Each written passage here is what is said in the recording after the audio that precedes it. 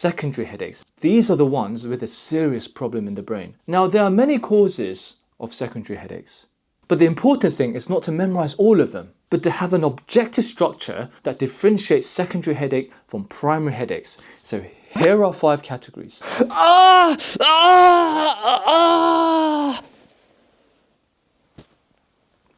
Number 1, thunderclap headache, instantaneous pain.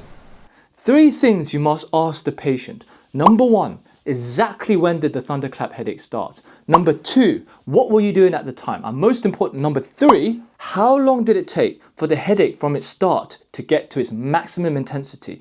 Remember, don't suggest any numbers, just give an open question.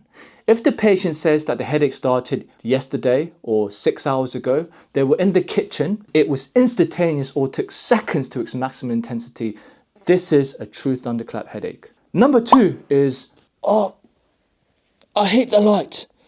This is photophobia, not to be confused with photosensitivity in migraines, which are dislike of the lights. Oh, doctor, I've got a problem with my vision. Everything is blurry.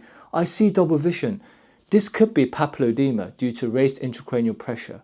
Or it could be that you've got giant cell arteritis. In that case, you get scalp tenderness and jaw mastification as well.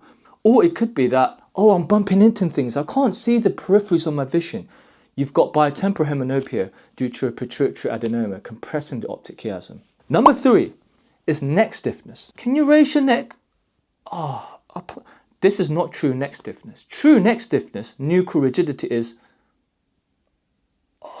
you can barely flex or extend your neck because it's so stiff. The Kernick's test. Imagine I'm lying in a flat position, supine position, and I do this, and then I lift my leg. If I get a pain across my spine, or I feel resistance, or I get flexion in the opposite hip, this is a positive Kernick sign.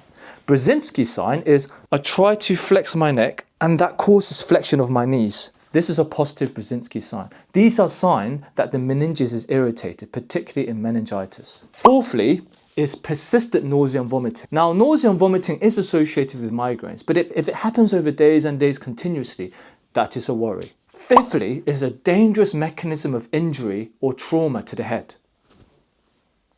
If you look at the NICE guidelines, there is a NICE mnemonic called Bang's Head, which goes through the different criteria that you need for an urgent CT head in a head injury. Use the 5 clinical signs to try to differentiate a secondary headache. Hope you found this helpful. So keep practicing, and my migraine's coming on. I've got to take my Triptan. Remember to subscribe.